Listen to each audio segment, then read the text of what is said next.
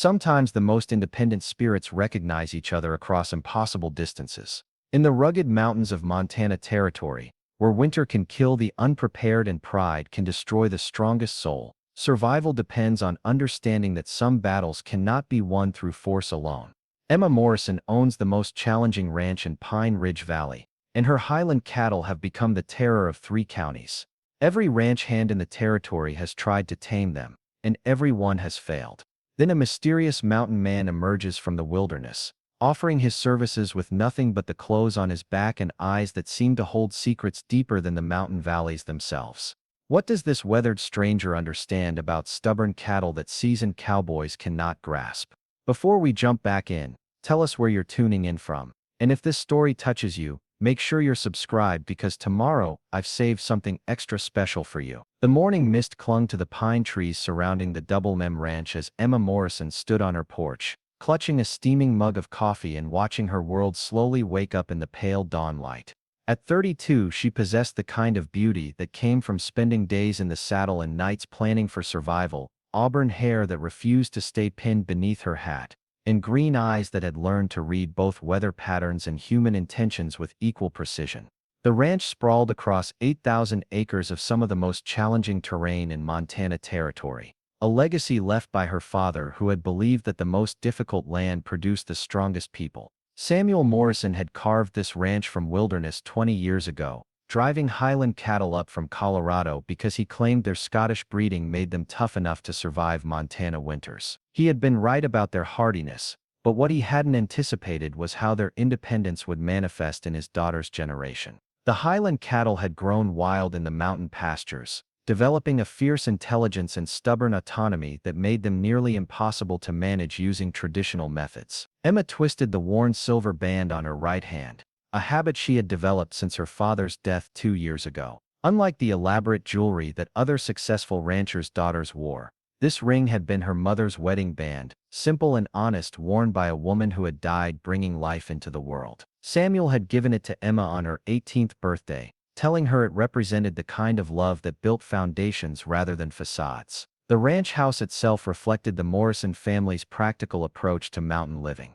Built from pine logs cut on the property, it stood 2 stories high with a wraparound porch that provided shelter from summer storms and winter winds. The interior was spacious but utilitarian, furnished with handmade pieces that had been crafted to last generations rather than impress visitors. Emma had refused several offers from wealthy ranchers' sons, who seemed more interested in acquiring her property than understanding her vision for it. Tom Mitchell, her foreman, approached from the direction of the barn, his characteristic limp more pronounced in the cold morning air. Tom had worked for her father since the early days and had stayed on after Samuel's death, becoming one of the few men Emma trusted completely with both ranch operations and personal counsel. His weathered face showed the concern that had become increasingly common as their current crisis deepened.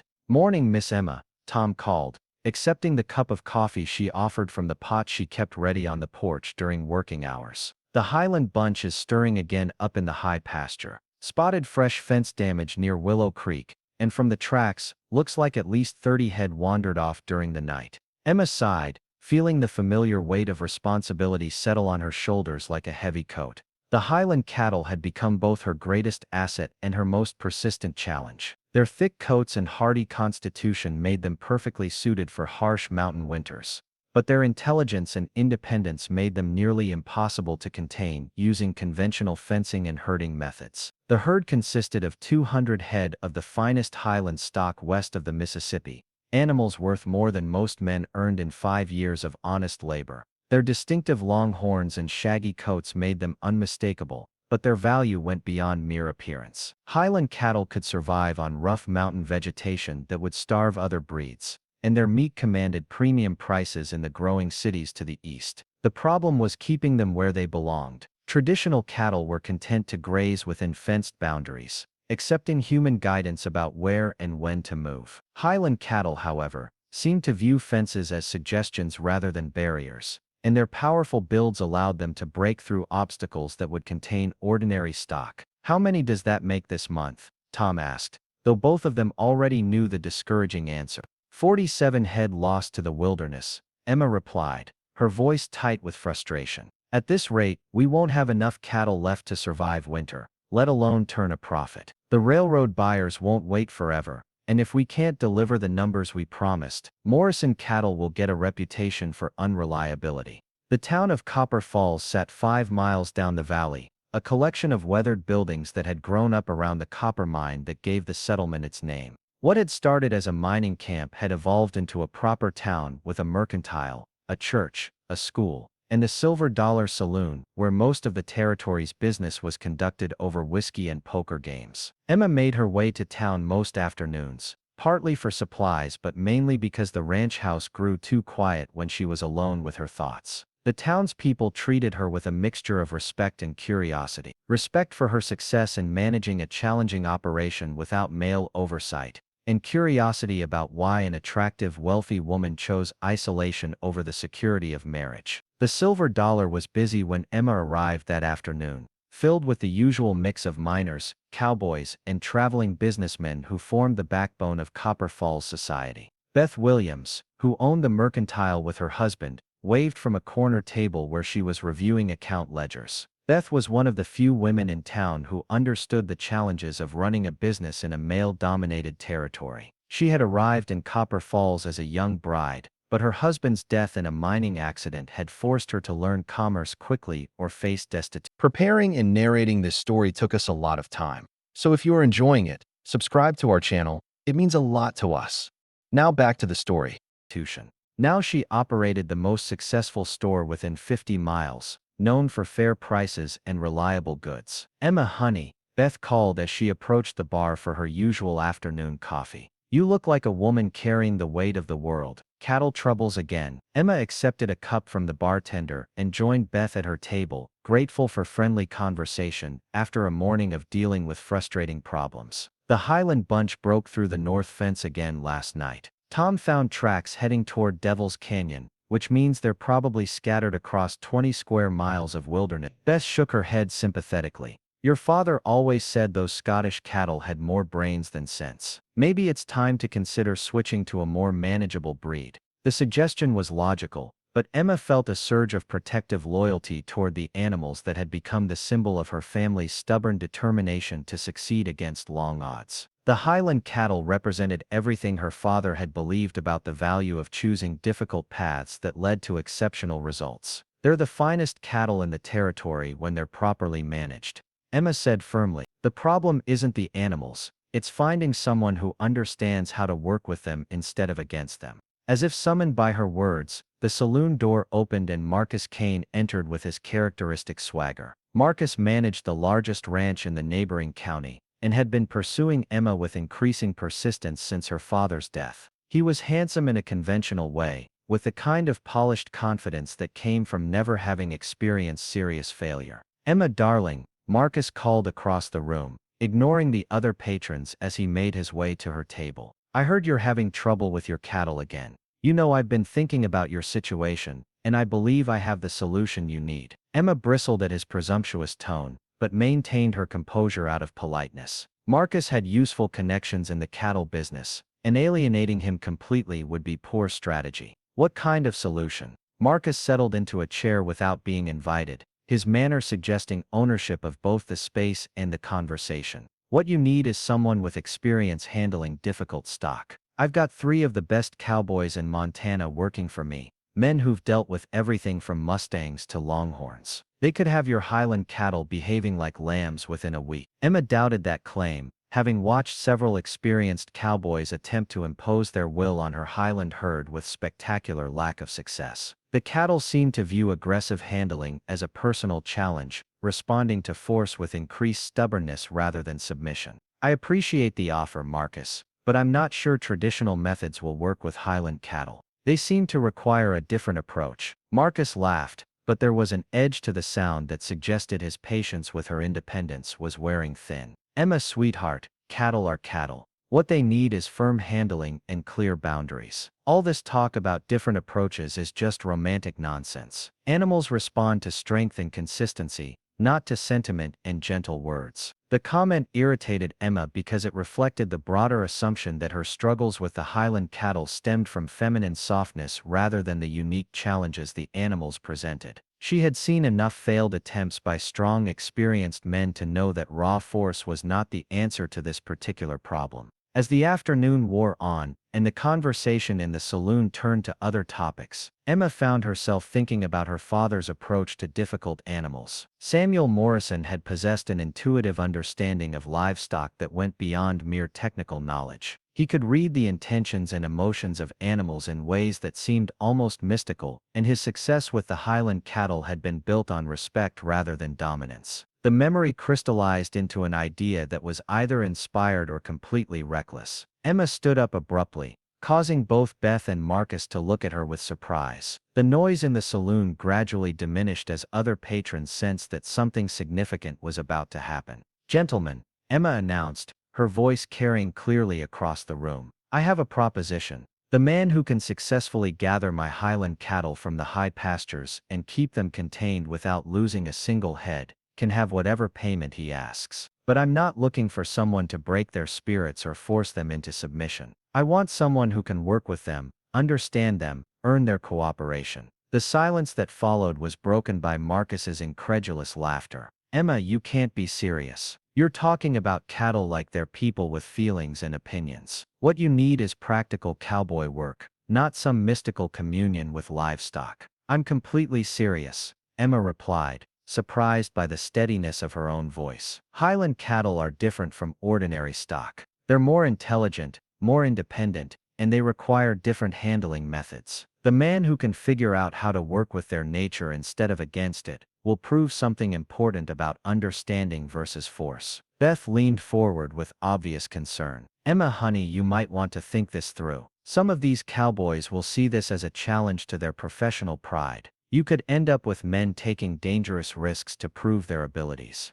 The warning was valid, but Emma had grown tired of watching her cattle operations suffer while she waited for conventional solutions to work. The Highland herd represented the future of her ranch, and she was willing to take risks to find someone who could unlock their potential. As word of Emma's challenge spread through the saloon and out into the territory beyond, she felt a mixture of anticipation and apprehension. What she had proposed would either solve her most pressing problem or create complications she hadn't yet imagined. But as she walked home through the gathering dusk, watching the lights of her ranch house appear in the distance, Emma knew she had made the right choice. The Highland cattle had chosen this mountain valley as their home just as surely as her family had. What they needed was someone who understood that partnership was more powerful than dominance, that cooperation could be built through patience and respect rather than extracted through force and intimidation. Whether such a person existed remained to be seen, but Emma was determined to find out. Tomorrow would bring the first of what she suspected would be many attempts to tame her Highland herd. Some would be competent,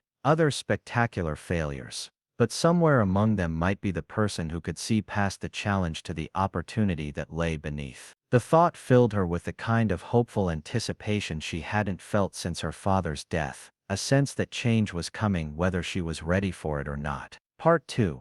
The rancher's burden. Emma Morrison's inheritance came with complications that no amount of money could resolve. The double mare ranch represented 3 generations of Morrison determination, but it also carried the weight of expectations that seemed to grow heavier with each passing season. Her father had built something remarkable in these Montana mountains, but he had also created challenges that demanded solutions beyond traditional ranching wisdom. The ranch house served as both home and headquarters for an operation that employed 12 full-time hands and supported dozens of families throughout Pine Ridge Valley. Emma's office occupied the front room, where leather-bound ledgers documented the complex financial reality of mountain ranching. Feed costs, equipment maintenance, payroll obligations, and seasonal fluctuations created a puzzle that required constant attention and careful planning. Samuel Morrison had been a visionary, but visions came with costs that his daughter now understood with painful clarity. The Highland cattle had been his dream of creating something unique in Montana territory, animals that could thrive in conditions that defeated ordinary stock. He had spent 15 years developing bloodlines, importing breeding stock from Scotland, and refining management techniques that worked with the cattle's natural behaviors rather than against them. The results had been impressive when Samuel was alive to implement his methods. Highland cattle commanded premium prices because of their exceptional meat quality, and their ability to gain weight on rough mountain vegetation. Buyers from Denver and Chicago competed for Morrison cattle, knowing they represented the finest Highland stock in North America. But Samuel's sudden death from pneumonia had left Emma with operational knowledge that felt incomplete. She understood the business aspects of ranching, having managed the books and correspondence for years. She knew the cattle as individuals, having grown up among them and participated in their daily care. What she lacked was her father's intuitive understanding of how to read their collective behavior and respond to their complex social dynamics. Highland cattle were not simply larger, shaggier versions of ordinary stock. They possessed intelligence and independence that manifested in ways that could frustrate even experienced cattlemen. They formed strong social bonds within their herds, developed preferences for specific grazing areas, and demonstrated problem-solving abilities that sometimes seemed almost human in their complexity. The ranch's financial situation added urgency to every decision. Emma had inherited substantial assets, but mountain ranching required constant investment in infrastructure, equipment, and seasonal preparations. The Highland cattle represented the majority of her wealth, and their current unmanageability threatened not just her profits but her ability to maintain the operation her father had built. Winter preparations alone consumed thousands of dollars each year. Hay had to be cut and stored during the brief mountain growing season. Fencing required constant maintenance to withstand both weather and the determined efforts of cattle who viewed barriers as temporary inconveniences. Buildings needed winterizing, equipment required repair or replacement, and emergency supplies had to be accumulated against the isolation that winter brought to mountain valleys.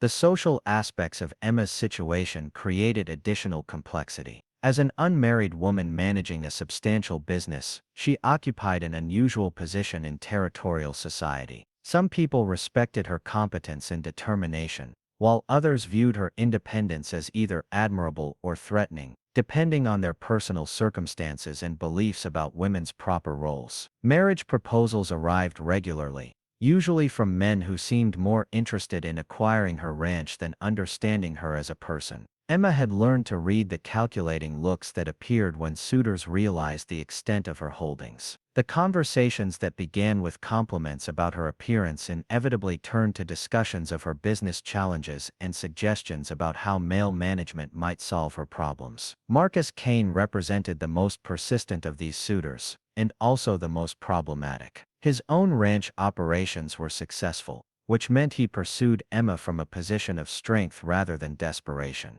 He genuinely believed that combining their operations would benefit both parties, but his approach revealed assumptions about gender and authority that made Emma uncomfortable. Marcus's vision of their potential partnership involved Emma stepping back from daily ranch management to focus on domestic responsibilities while he applied his experience to solving her operational challenges. He presented this as a generous offer to relieve her of burdens that were naturally better handled by men with appropriate training and temperament. The suggestion offended Emma on multiple levels. She had no desire to abandon the work that gave her life meaning and purpose. More importantly, she suspected that Marcus's conventional approaches would destroy what made the Highland cattle operation unique and valuable. His success came from managing ordinary cattle using established methods, but Highland cattle required innovations that challenged traditional assumptions. Tom Mitchell provided the kind of steady support that made Emma's independence possible.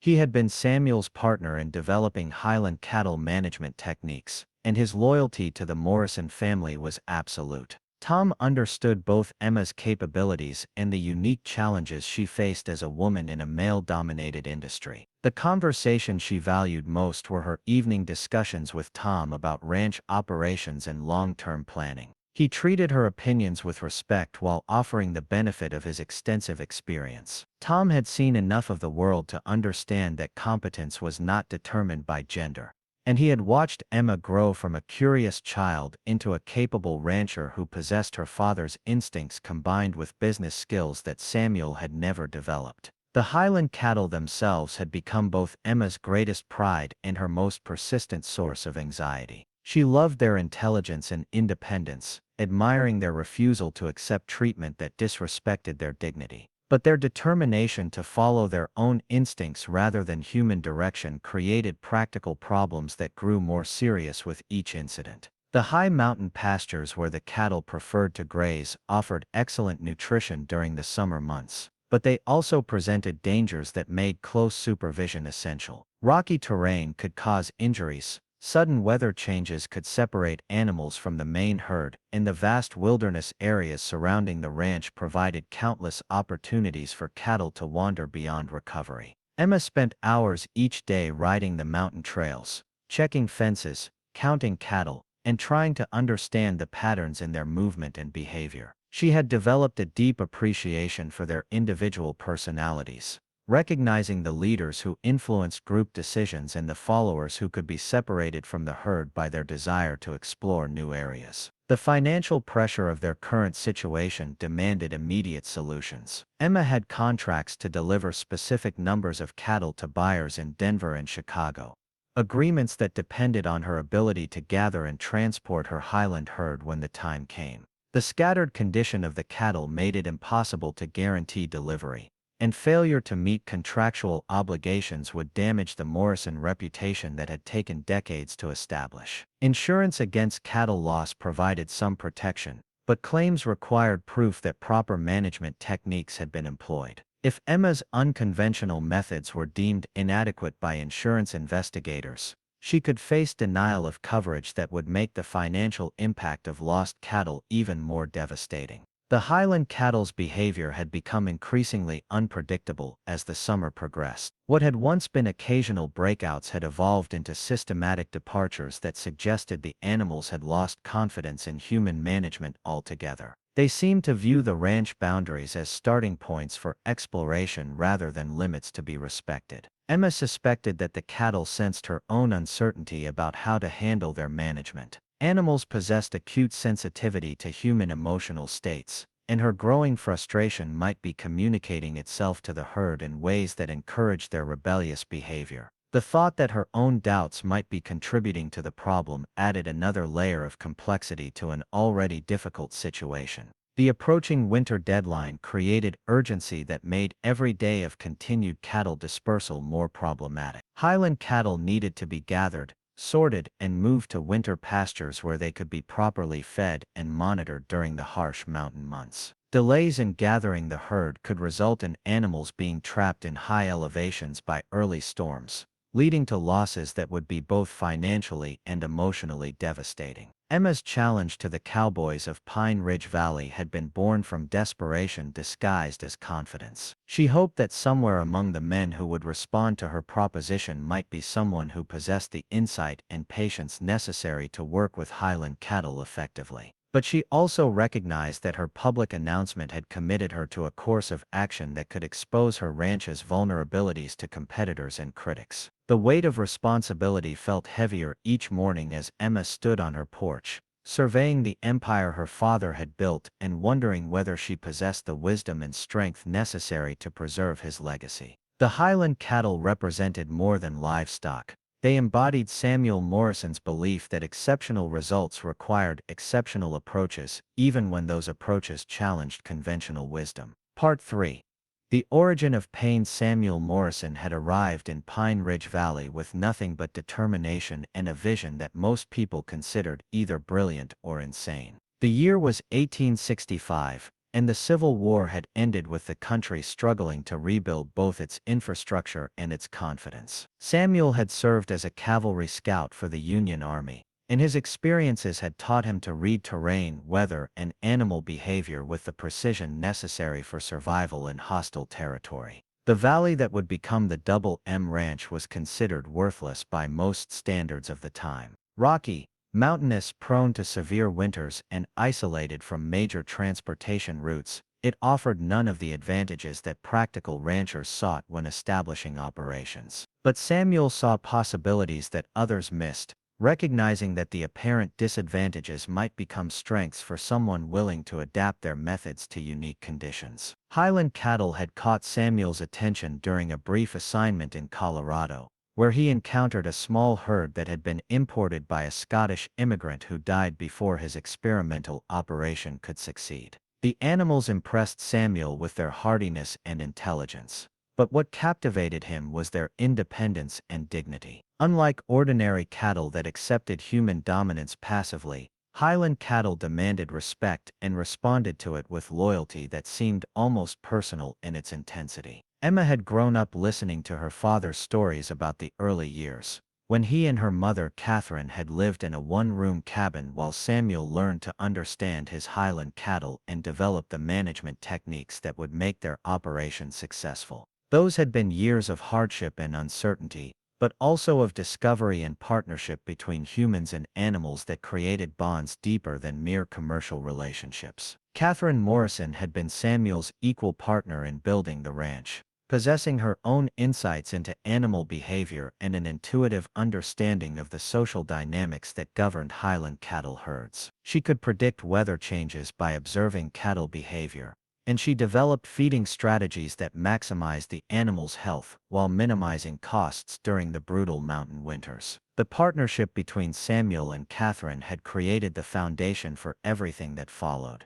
They approached ranch management as a team, combining Samuel's tactical knowledge with Catherine's strategic thinking to develop innovations that other ranchers eventually copied throughout the territory. Their success came not from following established practices but from careful observation and willingness to experiment with new approaches. Emma's birth had been both the culmination of their happiness and the beginning of Samuel's greatest tragedy. Catherine died from complications during childbirth, leaving Samuel to raise their daughter while managing an operation that had been designed around their collaborative partnership. The loss devastated Samuel in ways that affected both his personal life and his professional effectiveness. The Highland cattle seemed to sense the change in their human caretakers. Animals that had been responsive to Catherine's gentle guidance became more difficult to manage under Samuel's increasingly rigid approach. His grief manifested as a need for control that conflicted with the Highland cattle's requirement for respectful partnership,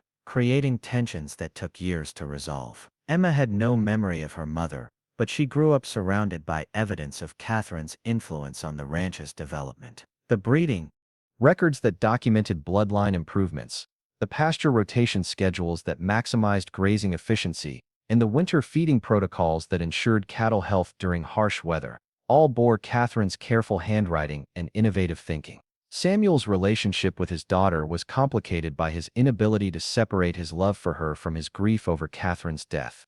He wanted to protect Emma from the hardships that had claimed her mother, but he also needed her participation in ranch operations that required more labor and expertise than he could provide alone.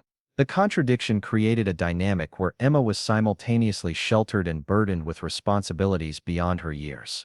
The Highland cattle became Emma's teachers in ways that formal education could never have accomplished. She learned to read their moods and intentions, to understand the subtle communications that governed their social relationships, and to recognize the signs that predicted their behavior in various situations. The cattle seemed to accept her presence more readily than they accepted most adults, perhaps sensing that her approach lacked the controlling attitudes that made them defensive. Samuel's grief gradually evolved into a different kind of sadness, as he watched Emma develop capabilities that reminded him constantly of Catherine's influence. His daughter possessed the same intuitive understanding of animals, the same ability to find creative solutions to complex problems, and the same fierce independence that had made Catherine such an effective partner.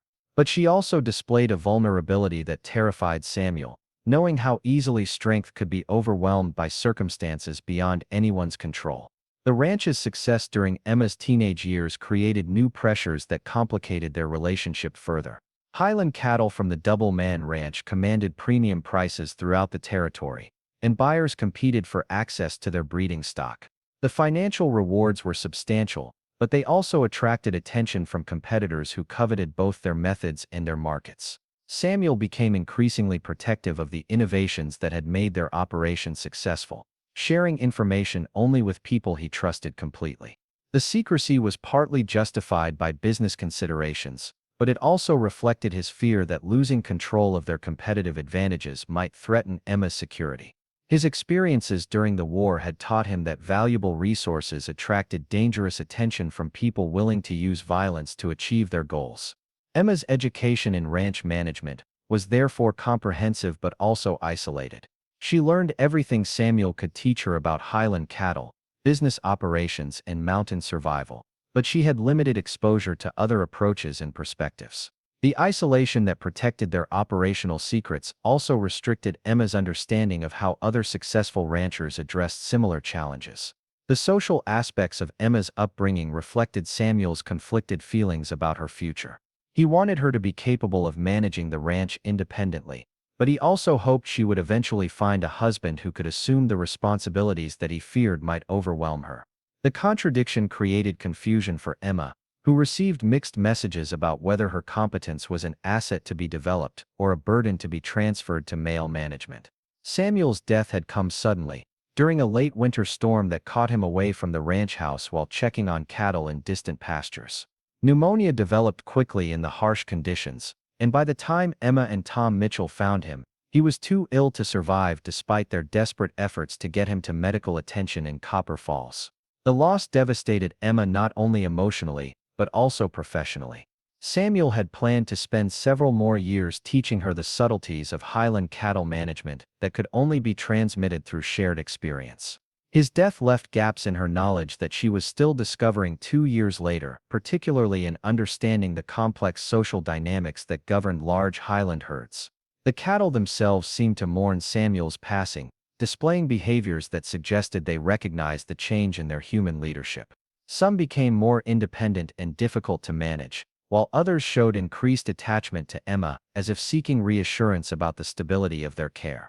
The mixed reactions reflected the complexity of relationships that had developed over decades of respectful interaction.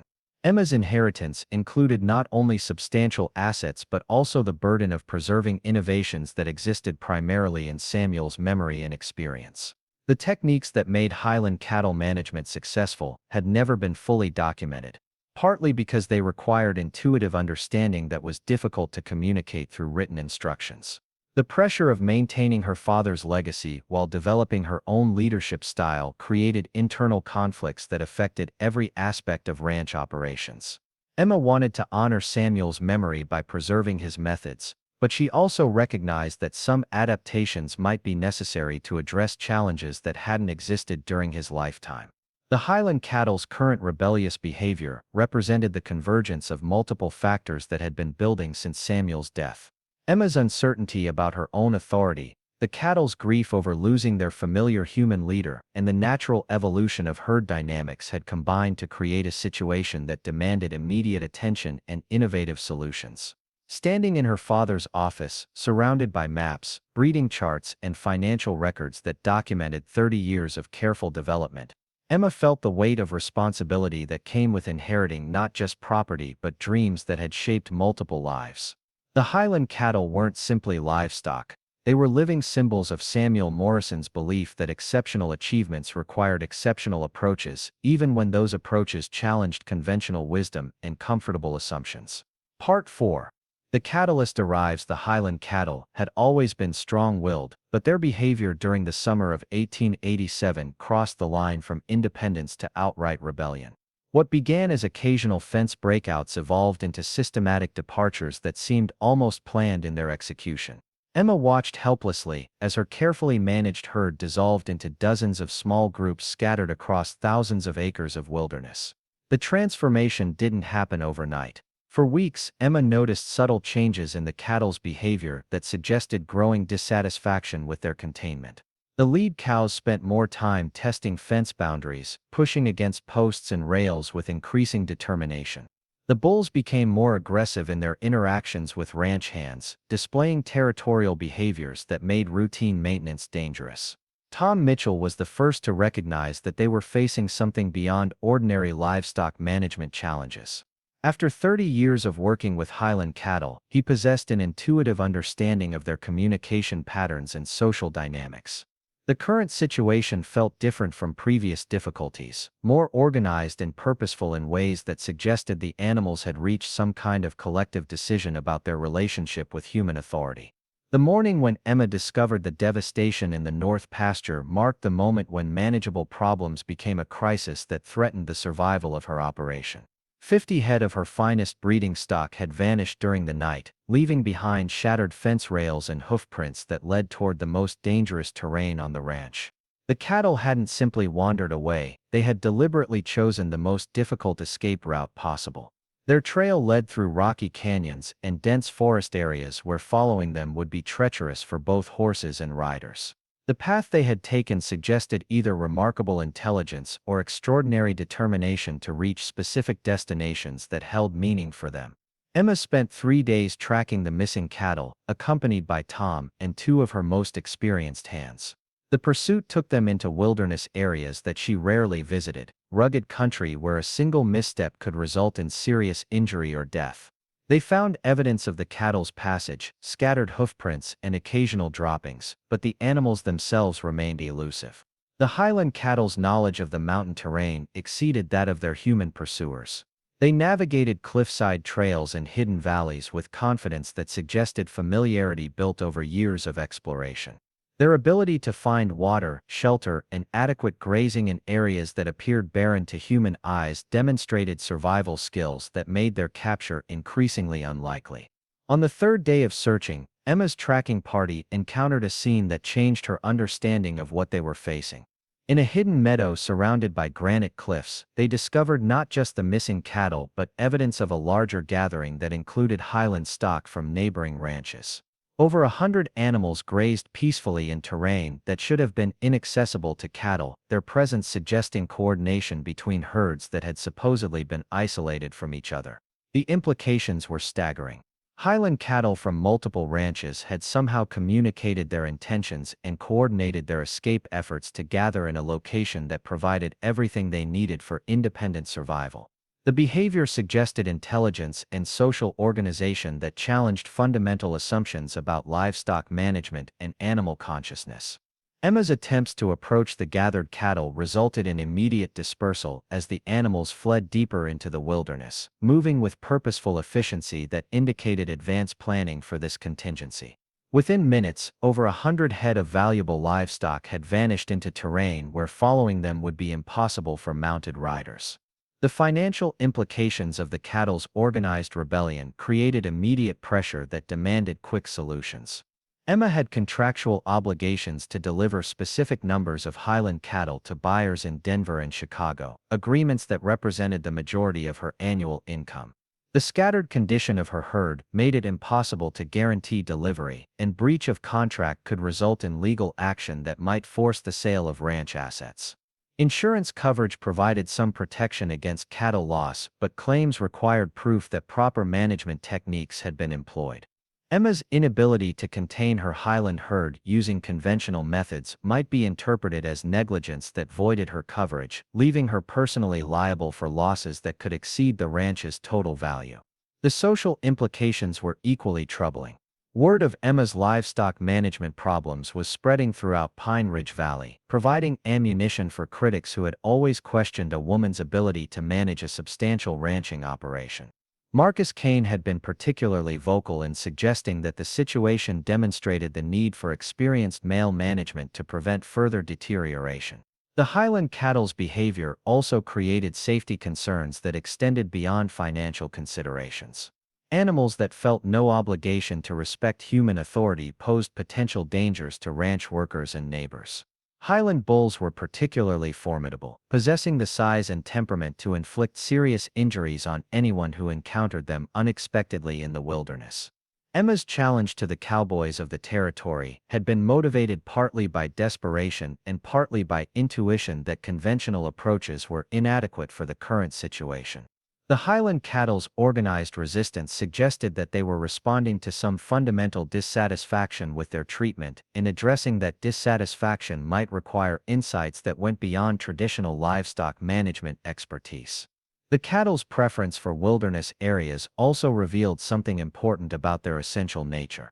Despite decades of domestication, they retained instincts and preferences that drew them toward independent survival rather than dependent security. Their rebellion wasn't simply random behavior but a purposeful choice to reject a relationship that they found unsatisfactory. Emma suspected that the Highland cattle's current behavior reflected their response to the changes that had occurred since her father's death. Samuel Morrison had possessed an intuitive understanding of their needs and preferences that allowed him to maintain their cooperation through respect rather than force. His death might have disrupted communication patterns that had taken years to establish, leaving the cattle without the leadership they trusted. The thought that her own inadequacies might be contributing to the crisis added emotional complexity to an already difficult situation. Emma wondered whether her struggles to match her father's expertise had communicated uncertainty to the cattle in ways that undermined their confidence in human guidance.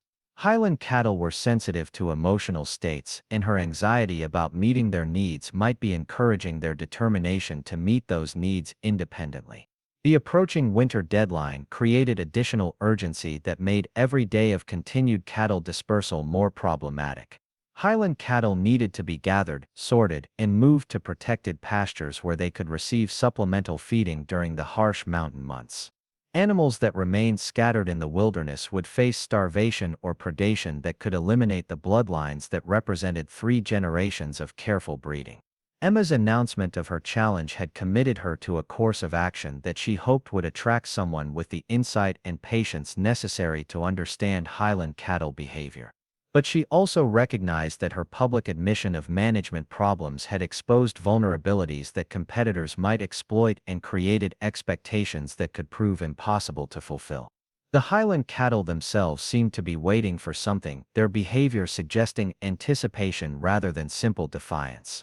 They gathered in areas where they could observe ranch activities from a distance, watching human efforts to address their rebellion with apparent interest but no willingness to cooperate. Their patient observation suggested that they might be testing human responses rather than simply rejecting human authority altogether.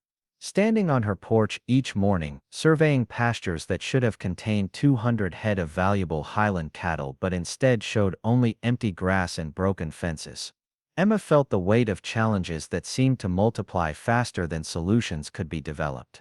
The crisis demanded immediate action, but the wrong action could worsen a situation that was already threatening everything her family had built over 30 years of dedicated effort. Part 5. The Desperate Gambit.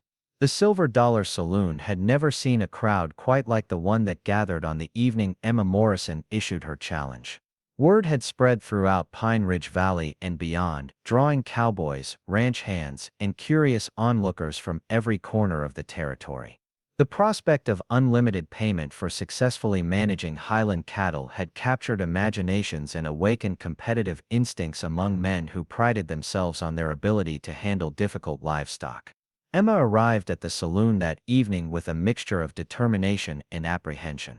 Her announcement 3 days earlier had been spontaneous, born from frustration with conventional solutions that consistently failed to address her Highland cattle's unique challenges. Now she faced the consequences of her impulsive decision, surrounded by men whose motivations ranged from genuine desire to help to obvious interest in the financial rewards she had promised. The atmosphere in the Silver Dollar was charged with anticipation and testosterone as dozens of cowboys sized up both the competition and the woman who had created this unusual opportunity. Emma had dressed carefully for the occasion, choosing clothing that projected competence and authority while remaining appropriately feminine for territorial society's expectations. Marcus Kane held court at the largest table, surrounded by admirers who listened to his confident predictions about how quickly he could resolve Emma's cattle management problems. His approach emphasized the traditional methods that had made him successful, techniques based on establishing clear dominance over livestock through firm handling and consistent enforcement of boundaries. The men who had gathered represented a cross-section of territorial society, from experienced ranch foremen to young cowboys eager to prove their abilities. Some possessed genuine expertise in livestock management, while others seemed motivated primarily by the romantic appeal of winning both cattle and women through demonstrations of masculine competence. Beth Williams watched the proceedings from behind the bar, her expression mixing concern for her friend with fascination at the social dynamics playing out before her. She had tried to dissuade Emma from making such a public challenge, warning that it could attract attention from men whose intentions went beyond simple cattle management. Emma positioned herself where she could observe the assembled crowd while remaining accessible for conversation. The challenge she had issued was deliberately broad, specifying only that candidates must successfully gather her Highland cattle and maintain their cooperation without losing animals to wilderness dispersal. She had avoided defining success in ways that might eliminate unconventional approaches. The first volunteer to step forward was Jake Thompson, a young cowboy from the neighboring county who possessed more enthusiasm than experience. His confidence was impressive, but his understanding of Highland cattle appeared limited to assumptions based on work with ordinary stock. Emma listened politely to his proposals, which centered on using larger crews and stronger fencing to overcome the cattle's resistance through superior force. Marcus Kane waited until several other candidates had presented their approaches before making his own formal presentation. His strategy was comprehensive and well-reasoned, based on proven techniques that had succeeded with difficult cattle throughout the territory. He proposed to gather Emma's scattered Highland herd using mounted crews and trained dogs, then maintain control through improved fencing and regular rotation between carefully managed pastures. The proposal demonstrated Marcus's extensive experience and practical understanding of livestock management, but it also revealed his fundamental assumption that Highland cattle were simply stronger, more stubborn versions of ordinary cattle that required more intensive application of conventional methods. His confidence was compelling, and several other candidates seemed intimidated by the scope and sophistication of his approach. Emma found herself torn between admiration for Marcus's competence and concern that his methods might destroy the qualities that made Highland cattle valuable. His approach treated the animals as problems to be solved rather than partners to be understood, emphasizing control over cooperation in ways that conflicted with her father's philosophy. As the evening progressed, other candidates presented their own proposals with varying degrees of sophistication and understanding. Some focused on technological solutions, suggesting improved fencing materials and livestock handling equipment. Others emphasized manpower, proposing to overwhelm the cattle's resistance through superior numbers of riders and handlers. The common theme among most proposals was the assumption that Highland cattle behavior represented a management problem that could be solved through appropriate application of force, technology, or expertise. Few candidates seemed to consider the possibility that the cattle's rebellion might reflect legitimate dissatisfaction with their treatment or genuine preferences for alternative arrangements. Emma's growing frustration with the conventional approaches being proposed led her to make an additional announcement that surprised both the candidates and the spectators.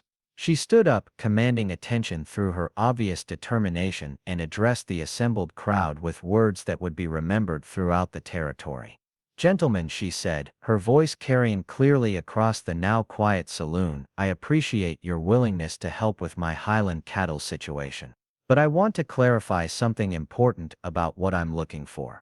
I'm not seeking someone to break their spirits or force them into submission. These animals have intelligence and dignity that must be respected. The man who succeeds will be someone who can work with their nature rather than against it." The clarification created murmurs of confusion and skepticism among the assembled cowboys. Traditional livestock management was based on establishing human dominance over animal instincts, and Emma's emphasis on respect and cooperation challenged fundamental assumptions about the relationship between ranchers and their cattle. Marcus Kane's response was immediate and dismissive. "Emma darling, you're letting sentiment cloud your judgment. Cattle are valuable property that requires proper management to remain productive. All this talk about dignity and respect is romantic nonsense that has no place in practical ranch operations." The criticism stung because it echoed doubts that Emma harbored about her own approach. Was she being naive to expect that Highland cattle could be managed through partnership rather than dominance? Were her father's methods outdated in an era that demanded greater efficiency and productivity from livestock operations? But as she looked around the saloon at the assembled candidates, Emma realized that none of them had asked the questions that seemed most important to her. No one had inquired about the cattle's preferences, their natural behaviors, or their previous management history.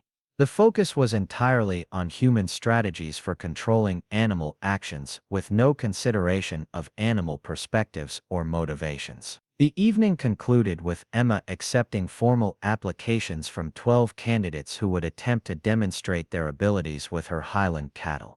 The trials would begin the following Monday, giving unsuccessful applicants time to observe and learn from others' attempts. Emma established basic safety rules and designated Tom Mitchell as the official judge of each candidate's success or failure. As the crowd dispersed into the mountain night, Emma remained in the saloon with Beth Williams, reviewing the evening's events and trying to process the implications of what she had initiated. The challenge had attracted attention throughout the territory, and its outcome would influence perceptions of both her competence and her judgment. Beth poured them both coffee and settled into the chair across from Emma, her expression mixing support with concern. "Honey," she said quietly, "I hope you know what you're doing. Some of those men see this as an opportunity to prove themselves at any cost, and Highland cattle can be dangerous when they're frightened or angry." Emma nodded, recognizing the validity of Beth's concerns. The challenge she had issued carried risks that extended beyond financial considerations. Highland cattle possessed the size and strength to inflict serious injury on handlers who approached them incorrectly, and frightened animals could pose dangers to innocent bystanders. The social implications were equally complex. Emma's public challenge had positioned her as both prize and judge in a competition that would attract scrutiny from throughout the territory.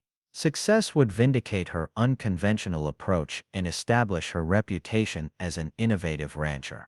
Failure could undermine her authority and provide ammunition for critics who questioned women's capacity for livestock management. But as Emma rode home through the star-filled mountain night, she felt a sense of rightness about the course she had chosen. The Highland cattle deserved someone who understood their unique nature and could work with their intelligence rather than against it. Whether such a person existed among the candidates who had volunteered remained to be seen, but Emma was determined to give them every opportunity to succeed. The ranch house appeared in the distance, its windows glowing with lamplight that promised warmth and security after an evening of uncertainty and social challenge. Tomorrow would begin a process that might solve her most pressing problems or create complications she hadn't yet imagined.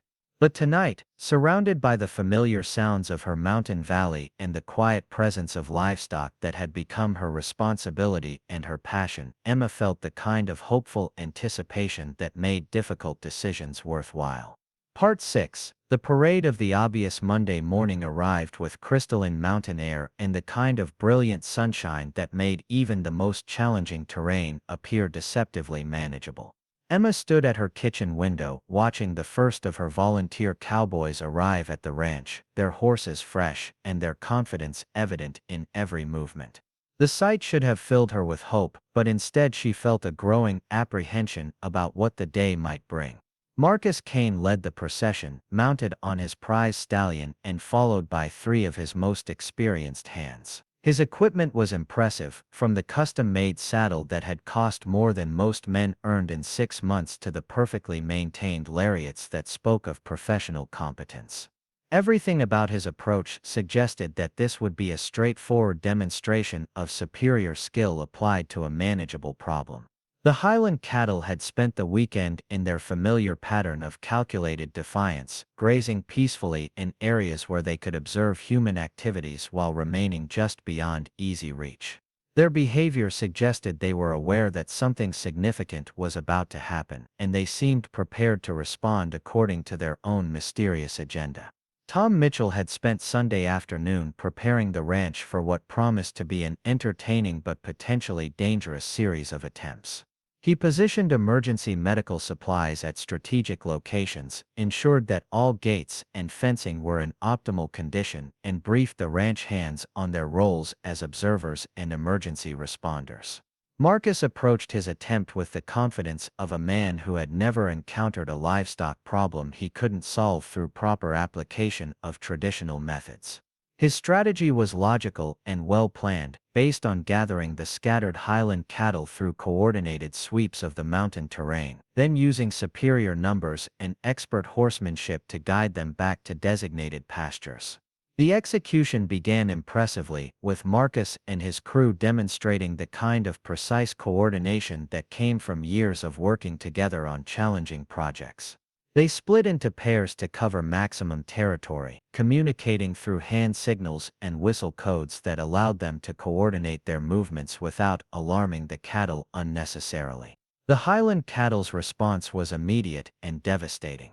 As soon as Marcus's riders appeared in their grazing areas, the animals dispersed with tactical precision that suggested advanced planning. They didn't flee in panic but moved purposefully toward predetermined destinations, using terrain features to break line of sight and confuse pursuit efforts. Within 30 minutes, Marcus found himself chasing shadows through rocky canyons and dense forest areas where his superior horsemanship provided no advantage. The Highland cattle seemed to possess intimate knowledge of every trail, every hiding place, and every escape route in the mountain wilderness. They led his crew on exhausting chases that ended with the cattle vanishing completely, while the horses stood winded and their riders faced the humiliating reality of total defeat. The most frustrating aspect of the Highland cattle's resistance was their obvious intelligence in exploiting every weakness in Marcus's approach. When his riders tried to surround them, the cattle split into smaller groups that moved in different directions. When lassos were deployed, the animals positioned themselves near trees and rocks that made roping impossible.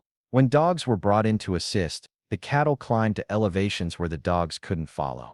Marcus's second attempt involved bringing additional manpower and attempting to overwhelm the cattle through sheer numbers. He recruited every available cowboy in the area, creating a small army of mounted riders who approached the Highland gathering areas with military precision. The strategy was sound in theory, but it failed to account for the cattle's ability to simply disappear into terrain that seemed incapable of concealing such large animals. The Highland cattle's knowledge of their environment exceeded anything Marcus had encountered in his extensive career. They moved through areas that appeared impassable, navigated cliffside trails that seemed designed for mountain goats rather than thousand-pound animals, and found water and shelter in locations that weren't visible on any map. Their survival skills made capture increasingly unlikely with each failed attempt. By midday, Marcus's confidence had transformed into frustrated determination that bordered on obsession. His crew was exhausted, his horses were blown, and his reputation was suffering public damage with each spectacular failure.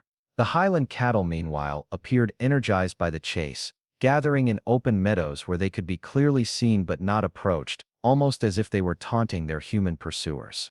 The second candidate to attempt Emma's challenge was Jake Thompson, whose youthful enthusiasm had initially impressed her despite his limited experience with Highland cattle. Jake's approach was more aggressive than Marcus's, based on the assumption that younger, stronger horses and more determined riders could succeed where traditional methods had failed. Jake's strategy involved using relay teams to maintain constant pressure on the Highland cattle, preventing them from resting or organizing their resistance. The theory was that exhausted animals would eventually submit to human direction rather than continue their exhausting flight through difficult terrain.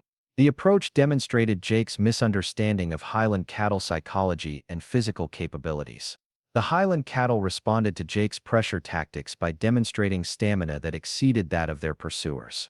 While Jake's horses tired after hours of difficult mountain riding, the cattle appeared capable of maintaining their evasive maneuvers indefinitely.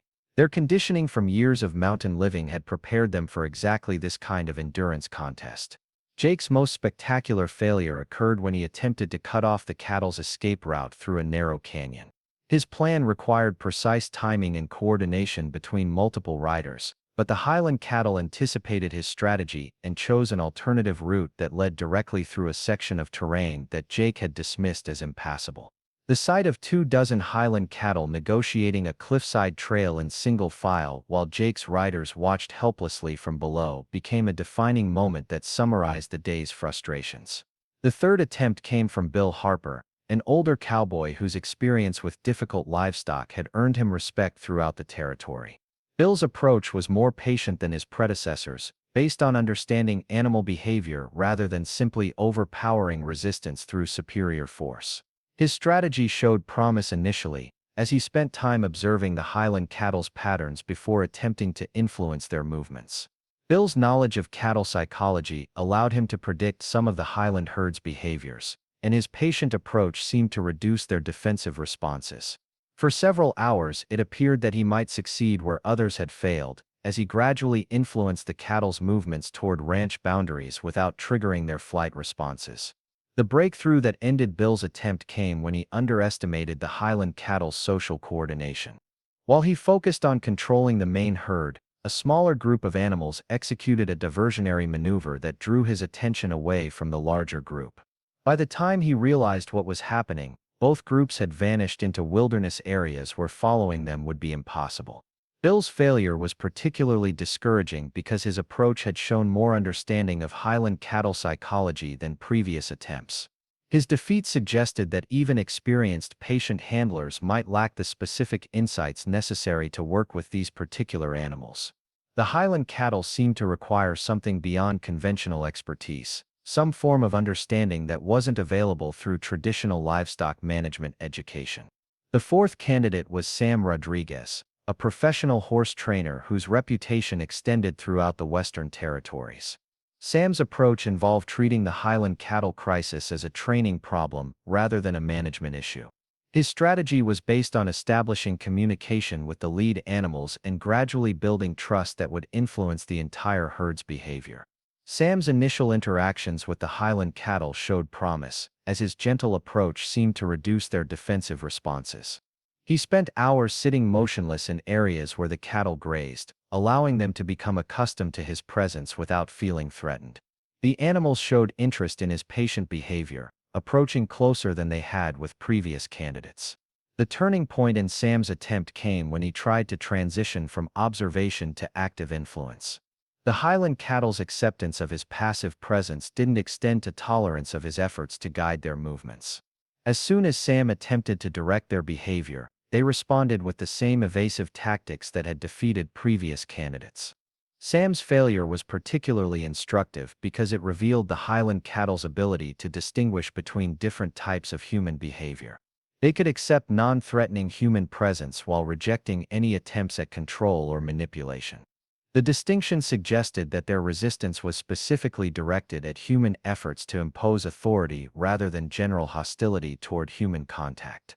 The fifth attempt came from Red Wilson, a cowboy whose reputation was built on his ability to handle dangerous and unpredictable livestock. Red's approach was more confrontational than previous candidates, based on the theory that Highland cattle needed to be shown clear human dominance before they would accept guidance. His strategy involved using intimidation and aggressive handling to establish authority over the herd. Red's confrontational approach triggered immediate and violent responses from the Highland cattle that created genuine safety concerns for everyone involved. The animals' defensive behaviors escalated from simple evasion to active aggression, with bulls charging toward riders and cows using their horns to maximum effect. The situation quickly became too dangerous to continue, forcing Red to abandon his attempt before serious injuries occurred. The escalation in Highland cattle aggression following Red's approach provided important information about their psychological state. They were clearly capable of distinguishing between different human intentions and responding accordingly. Respectful approaches were met with tolerance, while aggressive tactics triggered defensive responses that could be genuinely dangerous. As the day progressed and candidate after candidate failed to make meaningful progress with the Highland cattle, a pattern emerged that revealed important information about both the animals and their would-be handlers. The Highland cattle possessed intelligence, coordination, and wilderness survival skills that exceeded anything the cowboys had previously encountered. More importantly, they seemed to be making deliberate choices about their responses to human behavior, rather than simply reacting instinctively to threatening situations. Emma watched the proceedings with growing fascination and concern. Each failed attempt provided new insights into her Highland cattle's capabilities and preferences, but the consistent failures also raised questions about whether any human could successfully work with animals that had apparently chosen independence over domestication. The cowboys' increasing frustration was evident in their conversations between attempts. Some blamed inadequate equipment or insufficient manpower for their failures. Others questioned whether the Highland cattle were truly manageable by any conventional means. A few suggested that Emma's challenge was fundamentally unfair because it involved animals that had been allowed to become too wild for practical management. Marcus Kane's commentary became increasingly critical as his own failures mounted. He suggested that Emma's father had spoiled the Highland cattle by treating them too gently, creating behavioral problems that now required harsh correction. His proposed solution involved using professional livestock handling techniques that emphasized establishing clear human dominance through whatever means necessary. The suggestion that her father's respectful approach to Highland cattle management had created the current problems offended Emma on multiple levels. Samuel Morrison's methods had produced decades of successful cooperation with Highland cattle, and their current rebellion had begun only after his death.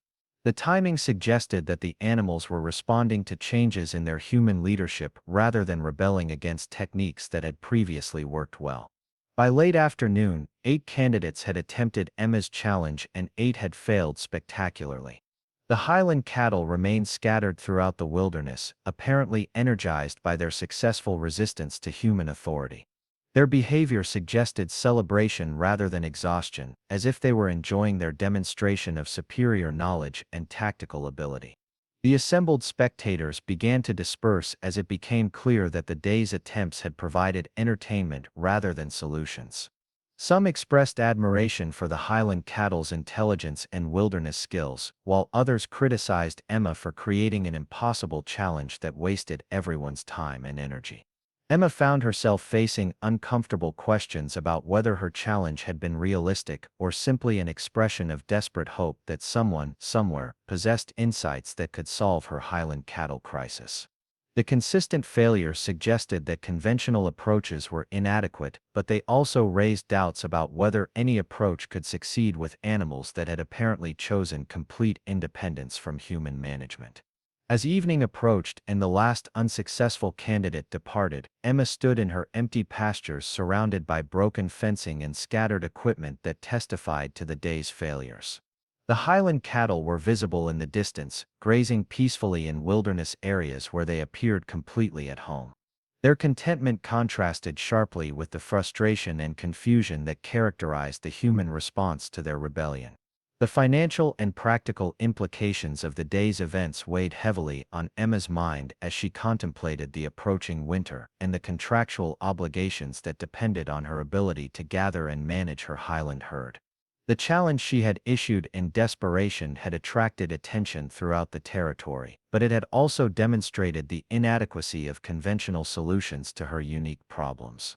Tomorrow would bring new candidates and new attempts, but the pattern established during the first day suggested that her Highland cattle crisis required something beyond traditional livestock management expertise. Whether such understanding existed among the remaining volunteers remained to be seen, but Emma's confidence in finding a solution was shaken by the comprehensive nature of the day's failures. Part 7: The Festival of Ego. The second day of Emma's challenge dawned gray and overcast, with clouds gathering around the mountain peaks in patterns that suggested approaching weather changes. The atmosphere at the Double M Ranch reflected the meteorological uncertainty, as candidates and spectators arrived with expectations tempered by the previous day's spectacular failures. Word of the Highland cattle's successful resistance had spread throughout Pine Ridge Valley overnight, transforming Emma's challenge from a simple livestock management problem into a territorial legend. Cowboys arrived from distant ranches to witness the animals that had defeated some of the region's most respected horsemen, bringing with them theories, strategies, and equipment designed to succeed where others had failed. The carnival atmosphere that developed around the ranch created complications that Emma hadn't anticipated when she issued her original challenge. Vendors appeared selling food and drink to the growing crowds of spectators. Betting pools organized around various aspects of each attempt, from duration to style of failure. Musicians and entertainers arrived to provide amusement between the serious business of cattle handling attempts. Emma found herself uncomfortable with the entertainment value that her desperate situation had acquired. What had begun as a sincere effort to find someone capable of working with Highland cattle had evolved into a public spectacle that seemed to emphasize human failure rather than animal welfare. The Highland cattle themselves appeared to be enjoying their role as stars of the show, gathering in visible locations where they could observe the proceeding while remaining safely beyond human reach. The ninth candidate to attempt Emma's challenge was Pete Carlson, a professional rodeo performer whose reputation was built on his ability to handle dangerous livestock in arena settings. Pete's approach was theatrical and aggressive, designed as much to impress spectators as to succeed with the Highland cattle. His strategy involved using rodeo techniques to rope and subdue individual animals, demonstrating human dominance through superior skill and courage. Pete's attempt began with impressive displays of horsemanship and roping ability that drew cheers from the assembled crowd. His technique was flawless, his timing perfect, and his confidence absolute as he approached the Highland cattle with the swagger of a man accustomed to public admiration. The spectacle was entertaining, but it revealed Pete's fundamental misunderstanding of the situation he was facing. The Highland cattle's response to Pete's rodeo tactics was swift and decisive. They scattered immediately, not in panic but with coordinated purpose that suggested advanced planning for exactly this contingency. Within minutes, Pete found himself alone in an empty pasture, holding coiled ropes and facing an audience that had witnessed another humiliating defeat. Pete's second attempt involved bringing professional rodeo equipment, including portable corrals and specialized handling chutes, designed to contain difficult animals. His strategy was to create controlled environments where Highland cattle could be processed individually rather than managed as a herd. The approach demonstrated impressive technical knowledge but continued to misunderstand the psychological aspects of Highland cattle behavior. The Highland cattle's reaction to Pete's equipment was immediate and violent. They approached the portable facilities with apparent curiosity, then systematically destroyed them using coordinated charges that left twisted metal and splintered wood scattered across the pasture. The destruction was purposeful and thorough, suggesting that the animals understood the equipment's intended function and rejected it completely. The 10th candidate was Frank Morrison, no relation to Emma despite sharing her surname. Frank's reputation was built on his success with problem horses, and his approach to Highland cattle was based on techniques adapted from horse training. His strategy involved establishing individual relationships with led animals, then using their influence to guide herd behavior. Frank's patient approach initially showed promise as he spent hours observing Highland cattle behavior and identifying the social hierarchy within the herd. His understanding of animal psychology was sophisticated, and his techniques had succeeded with difficult horses throughout the territory. The Highland cattle seemed to tolerate his presence more readily than they had accepted previous candidates.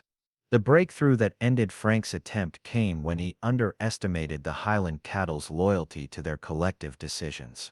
While he succeeded in establishing a relationship with one of the led cows, the animal's cooperation was immediately canceled by pressure from other herd members.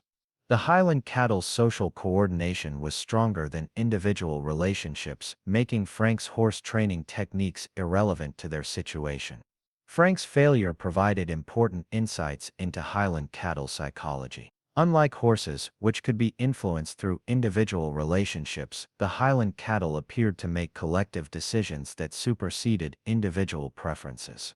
Their social structure was more complex and democratic than conventional livestock, requiring approaches that addressed group dynamics rather than individual behaviors. The 11th attempt came from Carl Washington, a cattle buyer whose extensive experience evaluating livestock had given him insights into animal behavior that went beyond simple management techniques. Carl's approach was analytical and systematic, based on observing Highland cattle patterns and developing strategies that worked with their natural behaviors rather than against them. Carl spent most of his allocated time studying the Highland cattle without attempting to influence their movements. His patient observation revealed information about their preferred grazing areas, their social interactions, and their responses to various environmental factors. The animals seemed comfortable with his non-threatening presence, allowing him closer access than previous candidates had achieved. Carl's attempt to transition from observation to management revealed the limitations of his analytical approach. While his understanding of Highland cattle behavior was accurate, his techniques for influencing that behavior were based on conventional livestock management principles that didn't apply to animals that had chosen independence. The Highland cattle accepted his observation but rejected his attempts at guidance. The 12th candidate was Johnny Martinez, a young cowboy whose enthusiasm exceeded his experience but whose fresh perspective might offer insights that seasoned professionals had missed. Johnny's approach was unconventional and intuitive, based on treating Highland cattle as intelligent partners rather than livestock to be managed. Johnny's youth and inexperience actually seemed to work in his favor initially, as the Highland cattle appeared less threatened by his presence than they had been by more experienced handlers.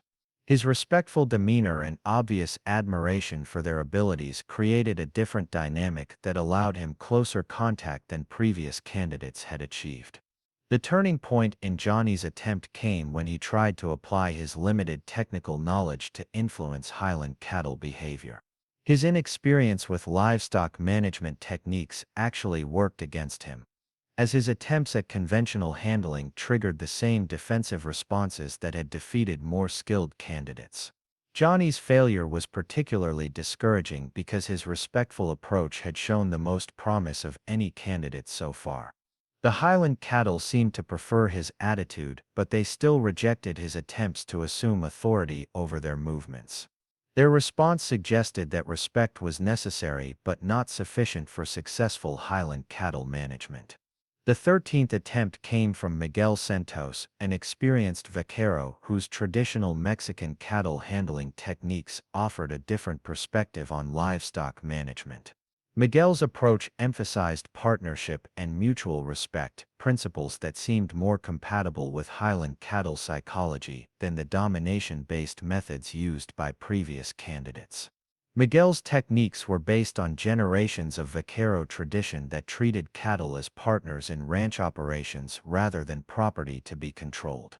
His approach involved establishing communication with the Highland cattle through patient observation and respectful interaction. The animals seemed to respond positively to his different energy and intentions. Miguel's progress was encouraging for several hours, as he succeeded in influencing Highland cattle movements through subtle guidance rather than direct control.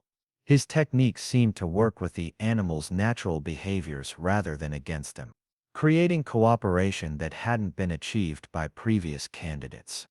The failure of Miguel's attempt came when he tried to guide the Highland cattle toward ranch boundaries.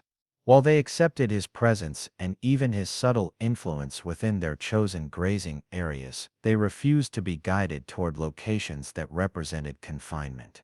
Their cooperation had limits that became clear when Miguel attempted to exceed them. By the end of the second day, 13 candidates had attempted Emma's challenge and 13 had failed. The Highland cattle remained scattered throughout the wilderness, their successful resistance having become a source of pride that was visible in their confident demeanor. They grazed peacefully in open areas where they could be clearly seen, almost as if they were celebrating their victories over human authority.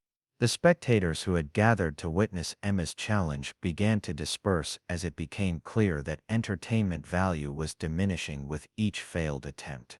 Some expressed admiration for the Highland cattle's intelligence and determination, while others criticized Emma for creating an impossible situation that wasted everyone's time and resources. Emma found herself facing uncomfortable criticism from people who questioned her judgment in issuing such a challenge. Marcus Kane was particularly vocal in suggesting that the situation demonstrated the need for more conventional approaches to livestock management, including the possibility of selling the Highland cattle and replacing them with more manageable breeds. The suggestion that she should abandon her father's vision for Highland cattle operations struck Emma as a betrayal of everything Samuel Morrison had worked to achieve. The Highland cattle represented 3 generations of careful breeding and innovative management techniques. Selling them would eliminate unique genetic resources that couldn't be replaced and abandon principles that had guided her family's success for decades. The financial pressure created by the Highland cattle's continued rebellion was becoming more severe with each passing day. Emma's contractual obligations to deliver cattle to buyers in Denver and Chicago were approaching, and her inability to gather her herd was creating legal exposure that could threaten the ranch's survival. Insurance coverage required proof of proper management, and the public nature of her failed attempts might be interpreted as evidence of negligence. The social implications were equally troubling. Emma's challenge had positioned her as both prize and judge in a competition that was attracting territorial attention. The consistent failures of experienced candidates was beginning to reflect poorly on her judgment and competence, providing ammunition for critics who had always questioned women's capacity for livestock management. But as evening approached and Emma surveyed her empty pastures while Highland cattle grazed contentedly in distant wilderness areas, she realized that the challenge had revealed important information about her animals and their capabilities. The Highland cattle weren't simply rebellious livestock that needed firmer handling. They were intelligent beings with preferences and social structures that required understanding rather than domination. The consistent failure of conventional approaches suggested that her Highland cattle crisis required something beyond traditional livestock management expertise. Whether such understanding existed among the remaining candidates remained to be seen, but Emma was beginning to suspect that the solution to her problems might require insights that went beyond anything she had imagined when she issued her desperate challenge. Tomorrow would bring new candidates and new attempts, but the pattern established over 2 days suggested that conventional wisdom was inadequate for her unique situation. The Highland cattle had demonstrated their superiority over human authority in ways that demanded respect even as they created seemingly impossible problems. Finding someone who could work with their intelligence rather than against it had become both more urgent and more unlikely with each spectacular failure. Part 8. The different arrival. The third morning of Emma's challenge broke clear and cold, with frost decorating the pine boughs and steam rising from the coffee Tom Mitchell had prepared before dawn. The carnival atmosphere that had characterized previous days was notably absent, as word had spread throughout the territory that Emma's Highland cattle had defeated every conventional approach attempted by experienced professionals. Emma stood on her porch, surveying pastures that remained stubbornly empty while Highland cattle grazed peacefully in wilderness areas visible through her field glasses. 13 candidates had failed spectacularly, and the betting pools had shifted from predicting success to wagering on styles of failure. The challenge that had begun as desperate hope was becoming a territorial joke at her expense. The sound of approaching hoofbeats drew Emma's attention to the ranch road, where a solitary rider was making his way slowly toward the buildings. Unlike previous candidates who had arrived with fanfare, equipment, and obvious confidence, this newcomer approached with quiet deliberation that suggested either exceptional confidence or complete indifference to the challenge's reputation. The rider was unremarkable at first glance, mounted on a sturdy mountain horse that showed signs of extensive travel but excellent care. His clothing was practical rather than impressive, worn leather and faded cloth that spoke of years in the saddle but careful maintenance of essential equipment. Everything about his appearance suggested competence without ostentation, capability without the need for display. As the stranger drew closer, Emma could see that he was older than most previous candidates, probably in his late 30s, with the kind of weathered features that came from decades of outdoor living. His movements were economical and purposeful, lacking the swagger that had characterized younger cowboys but possessing a quiet authority that suggested extensive experience with challenging situations. The man dismounted near the barn with fluid grace, his attention immediately focusing on the Highland cattle visible in distant pastures rather than on the ranch buildings or the woman watching from the porch. His posture was alert but relaxed, and his obvious interest in the cattle suggested professional evaluation rather than casual curiosity. Tom Mitchell approached the newcomer with the weary politeness he had developed over 3 days of managing Emma's challenge. The conversation between the two men was brief and quiet, but Emma noticed that Tom's demeanor shifted from resignation to genuine interest as they spoke. Something about the stranger had captured her foreman's attention in ways that previous candidates had not. "Ma'am," Tom called toward the porch, "this gentleman would like to speak with you about your Highland cattle situation. Says his name is Jake Sullivan and he's got some experience with difficult livestock." Emma studied Jake Sullivan as he approached the porch, noting details that distinguished him from previous candidates. His boots showed extensive wear but had been recently cleaned and oiled. His hat was shaped by weather and use rather than fashion. His hands were scarred and calloused but moved with the precise economy that suggested skilled craftsmanship. Most significantly, Jake's attention remained focused on the Highland cattle rather than on Emma herself. Previous candidates had spent considerable time assessing her as both employer and potential romantic interest. But Jake seemed genuinely interested only in understanding the animals and their behavior patterns. "Mrs. Morrison," Jake said, touching his hat brim in respectful greeting. "I understand you've got Highland cattle that won't stay where they belong. Tom tells me 13 men have tried conventional approaches without success. Mind if I ask about their history and your father's methods for working with them?" The question immediately set Jake apart from previous candidates. Instead of boasting about his own abilities or criticizing previous failures, he was seeking information about the Highland cattle's background and established management techniques. His approach suggested humility and respect for existing knowledge rather than arrogance about his own capabilities. Emma found herself intrigued by Jake's different perspective and invited him to join her for coffee while they discussed the situation. As they settled on the porch with steaming mugs, she noticed that Jake's attention continued to shift toward the Highland cattle, his eyes tracking their movements with the focused concentration of someone reading complex information. "Tell me about your father's approach," Jake said, his voice carrying genuine interest rather than polite conversation. "Highland cattle aren't like ordinary stock, and successful management usually requires understanding their specific psychology and social structures. What techniques did he develop for working with their independence?" Emma felt a surge of appreciation for Jake's recognition that Highland cattle required specialized knowledge. Previous candidates had treated them as simply larger, more stubborn versions of ordinary cattle, but Jake seemed to understand that they were fundamentally different animals with unique requirements and capabilities. As Emma described Samuel Morrison's patient, respectful approach to Highland cattle management, Jake listened with focused attention that suggested he was processing information rather than simply waiting for his turn to speak. His questions were specific and knowledgeable, revealing familiarity with Highland cattle behavior that exceeded anything previous candidates had demonstrated. "Your father was right about working with their nature instead of against it," Jake observed after Emma finished her explanation. "Highland cattle are probably the most intelligent breed in North America, and they have social structures that are more complex than most people realize. Force and intimidation just make them more determined to resist human authority." The insight resonated with Emma's own observations about her Highland cattle's behavior.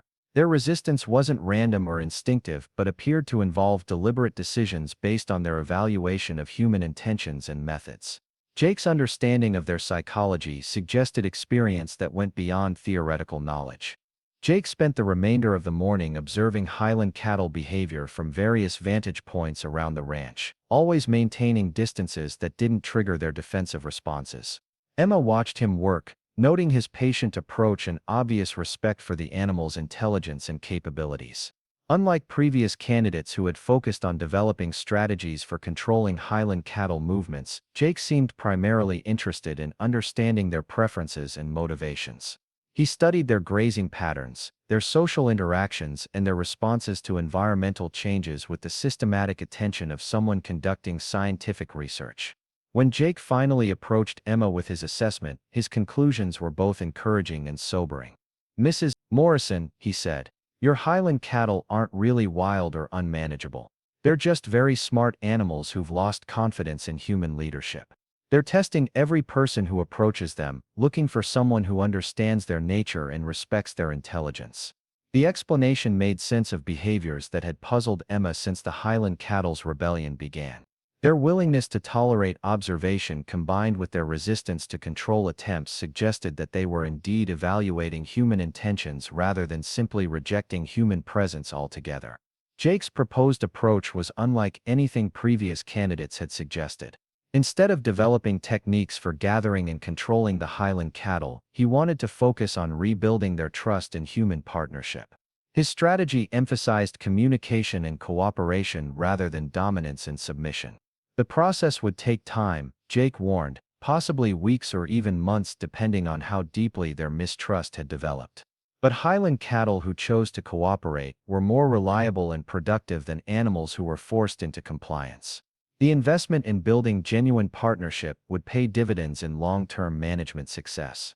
Emma found herself torn between hope and skepticism as she listened to Jake's assessment. His understanding of Highland cattle psychology was impressive, and his respectful approach aligned with her father's successful methods. But 13 experienced professionals had already failed, and she wasn't sure whether different techniques would produce different results. Jake seemed to understand her uncertainty, and made a suggestion that surprised her. "Mrs. Morrison," he said, "I don't want to waste your time or mine with another failed attempt. Let me spend a few days just observing your Highland cattle and learning their specific behaviors. If I don't think I can help them, I'll tell you honestly, and move on." The offer was unprecedented among the candidates who had attempted Emma's challenge. Previous cowboys had arrived confident of quick success and departed frustrated by unexpected failures. Jake's willingness to invest time in understanding the situation before attempting solutions suggested both humility and genuine commitment to success rather than mere demonstration. Emma agreed to Jake's proposal, offering him accommodation in the ranch bunkhouse and access to any resources he might need for his observations. As Jake settled his horse in the barn and prepared for an extended stay, Emma felt a cautious optimism that had been absent since her challenge began. That evening, as Jake positioned himself near Highland cattle grazing areas with notebook and pencil, Emma watched from her porch and wondered whether this quiet stranger might possess the insights that could solve her seemingly impossible problems. His different approach offered hope, but the pattern of previous failures had taught her to temper expectations with realistic assessments of the challenge. The Highland cattle themselves seemed to sense that something had changed. Instead of the alert wariness they had displayed toward previous candidates, they showed curious interest in Jake's patient presence. Their body language suggested evaluation rather than rejection, as if they too recognized that this human was different from those who had come before. Tomorrow would begin what Jake had promised would be a careful process of observation and assessment. Whether his patient approach would succeed where force and conventional expertise had failed remained to be seen. But Emma found herself genuinely hopeful for the first time since her challenge began. Perhaps the solution to her Highland cattle crisis lay not in overpowering their resistance but in understanding their intelligence and working with their remarkable capabilities. Part 9. The Patient Foundation. Jake Sullivan's approach to Highland cattle observation defied every convention that Emma had witnessed during the previous 3 days of spectacular failures. Instead of arriving with equipment, assistance, and elaborate strategies, Jake appeared each morning carrying only a worn leather journal and a pencil, positioning himself in locations where he could study the animals without triggering their defensive responses. The Highland cattle's reaction to Jake's presence was immediately different from their behavior toward previous candidates. Rather than the alert wariness that had characterized their interactions with other humans, they displayed curious interest in this patient observer who made no threatening movements and issued no challenges to their authority. Emma found herself drawn to watching Jake work, fascinated by his systematic approach to understanding animal behavior. He documented grazing patterns, social interactions, leadership hierarchies, and response patterns with the methodical attention of a scientist conducting research. His notes were detailed and organized, creating a comprehensive picture of Highland cattle psychology that exceeded anything Emma had previously seen. Jake's first significant observation concerned the Highland cattle's social structure, which proved to be far more complex than conventional livestock management recognized. The herd wasn't simply a collection of individual animals following instinctive behaviors, but a sophisticated society with established leadership, communication systems, and collective decision-making processes. The lead cow, a magnificent animal that Jake dubbed Duchess in his notes, functioned as both decision-maker and communicator for the entire herd. Her responses to human presence influenced every other animal's behavior, and her acceptance or rejection of human authority determined the group's collective cooperation. Previous candidates had failed partly because they hadn't recognized Duchess's central role in herd dynamics. Jake spent hours observing Duchess's behavior patterns, documenting her preferences, her responses to various stimuli, and her methods for communicating with other herd members. The lead cow possessed intelligence that bordered on reasoning ability, evaluating situations and making decisions that reflected long-term planning rather than simple instinctive responses. The Highland cattle's communication system was equally sophisticated, involving subtle body language, vocalizations, and positioning that conveyed complex information throughout the herd. Jake's military background had taught him to recognize communication patterns, and he applied those skills to understanding how Highland cattle shared information and coordinated their collective responses to human approaches. Emma was impressed by Jake's patience and systematic methodology, but she was also concerned about the time his approach required. The approaching winter deadline created urgency that made extended observation periods potentially dangerous for her contractual obligations and financial stability. She needed solutions, not just understanding, within timeframes that would allow her to meet delivery commitments to buyers in Denver and Chicago. Jake seemed to understand her concerns and explained that his observation period was actually an investment in long-term success rather than a delay in addressing immediate problems. Highland cattle who chose to cooperate were far more reliable than animals who were forced into compliance, and building genuine partnership required understanding their perspectives and motivations. On his third day of observation, Jake made a breakthrough discovery that changed Emma's understanding of her Highland cattle's rebellion. The animals weren't simply resisting human authority in general, but were specifically rejecting approaches that reminded them of traumatic experiences they had endured before arriving at the Double M Ranch. Jake's investigation revealed that several of the Highland cattle bore subtle scars and behavioral patterns that suggested previous mistreatment by humans who had used force and intimidation rather than respect and cooperation. Their current resistance was motivated partly by determination to avoid repeating those negative experiences, making their rebellion a form of self-protection rather than simple defiance. The discovery explained why gentle approaches like Miguel Santos' traditional vaquero techniques had shown more promise than aggressive methods employed by candidates like Red Wilson. The Highland cattle weren't rejecting human contact altogether, but were testing each person's intentions and methods before deciding whether to cooperate or resist. Jake's growing understanding of Highland cattle psychology allowed him to predict their responses to various human behaviors with increasing accuracy. He could anticipate which actions would trigger defensive reactions and which approaches might be tolerated or even welcomed.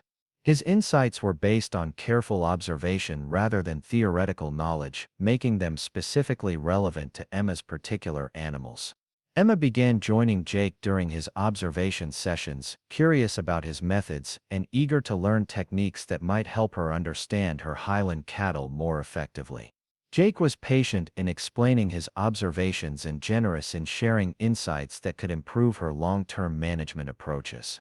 The time Emma spent observing alongside Jake revealed details about her Highland cattle that she had never noticed despite years of working with them. Their social interactions were far more complex than she had realized, involving subtle hierarchies, communication patterns, and collective decision-making processes that influenced every aspect of their behavior. Jake's presence seemed to have a calming effect on the Highland cattle that extended beyond his immediate vicinity. Even when he wasn't actively observing them, the animals appeared more relaxed and confident than they had been since their rebellion began. Their behavior suggested that they recognized Jake as a different type of human, one who offered respect rather than domination. Jake's breakthrough moment came on his fourth day of observation when Duchess, the lead Highland cow, made a decision that surprised everyone who witnessed it. Instead of maintaining her usual cautious distance from human presence, she deliberately approached Jake's position and stood within arm's reach, studying him with intelligent eyes that seemed to be conducting her own evaluation. The interaction lasted nearly 10 minutes, during which Duchess examined Jake's scent posture and demeanor with systematic thoroughness. Her behavior suggested that she was gathering information about his intentions and character, making assessments that would determine not only her own response but the entire herd's future cooperation with human management. Emma watched from a distance, hardly daring to breathe as this crucial negotiation unfolded between the Highland cattle's acknowledged leader and the man who might represent their best hope for peaceful coexistence. Jake remained perfectly still throughout Duchess's examination, neither retreating from her proximity nor making any movement that might be interpreted as threatening or controlling. When Duchess finally stepped back and returned to her grazing, Jake's expression showed quiet satisfaction rather than triumph. He understood that the lead cow's acceptance was only the first step in a complex process that would require consistent behavior and demonstrated reliability before genuine trust could be established. The other Highland cattle had observed Duchess's interaction with Jake, and their subsequent behavior reflected their leader's cautious approval. Animals that had previously maintained rigid distances from human presence began grazing closer to Jake's observation positions, allowing him unprecedented opportunities to study their individual personalities and social relationships. Jake's journal entries during this period revealed insights into Highland cattle behavior that challenged conventional assumptions about livestock intelligence and social organization. The animals demonstrated planning abilities, problem-solving skills, and emotional complexity that exceeded anything documented in traditional cattle management literature. Emma found herself spending increasing amounts of time with Jake during his observation sessions, partly to learn his techniques, but also because she was drawn to his thoughtful approach and obvious respect for her Highland cattle. Their conversations ranged from specific behavioral observations to broader discussions about animal intelligence and the ethics of livestock management. Jake's background remained mysterious despite their growing familiarity. He clearly possessed extensive experience with difficult animals, and his knowledge of Highland cattle behavior suggested previous exposure to the breed. But he deflected personal questions with gentle humor, keeping their conversations focused on the immediate challenges rather than his own history. The growing connection between Jake and the Highland cattle was matched by Emma's increasing attraction to his patient wisdom and respectful approach to both animals and humans. Unlike previous suitors who had seen her ranch as a prize to be won, Jake seemed genuinely interested in understanding both her and her Highland cattle as complex beings deserving of respect. Jake's insights into Highland cattle psychology helped Emma understand behaviors that had puzzled her since her father's death. The animals' rebellion wasn't simply random defiance, but a response to changes in their human leadership that had disrupted communication patterns developed over decades of careful relationship building. Samuel Morrison's success with Highland cattle had been based on understanding their intelligence and working with their natural behaviors rather than against them. His death had eliminated the human partner they trusted, leaving them without guidance they could accept. Jake's patient approach was beginning to rebuild that crucial foundation of mutual respect and understanding. The transformation in Highland cattle behavior became evident to everyone at the ranch as Jake's influence grew stronger. Animals that had been scattered throughout the wilderness began gathering in areas where they could observe his activities. Their movements became more predictable, and their responses to human presence shifted from defensive wariness to curious interest. Tom Mitchell was particularly impressed by the changes he observed in Highland cattle behavior. After 30 years of working with the animals, he possessed intimate knowledge of their normal patterns and responses. The current transformation was unprecedented in his experience, suggesting that Jake's approach had unlocked something fundamental about Highland cattle psychology. Emma's growing feelings for Jake complicated her evaluation of his progress with the Highland cattle. Was her attraction to him influencing her assessment of his abilities, or were his genuine insights and respectful approach creating both professional success and personal connection? The question troubled her because the stakes were too high for emotional decision-making. Jake seemed aware of the developing emotional complexity, but maintained professional focus on the Highland cattle situation. His behavior toward Emma was respectful and friendly but carefully avoided romantic implications that might complicate their working relationship. The restraint suggested either exceptional self-control or personal circumstances that precluded romantic involvement. The Highland cattle's increasing acceptance of Jake's presence allowed him to observe behaviors that had been hidden during their defensive period. Their social interactions revealed sophisticated communication systems, cooperative problem-solving abilities, and emotional bonds that resembled human friendships more than simple herd instincts. Jake documented instances of Highland cattle caring for sick or injured herd members, sharing information about food and water sources, and coordinating their movements through subtle signals that conveyed complex information.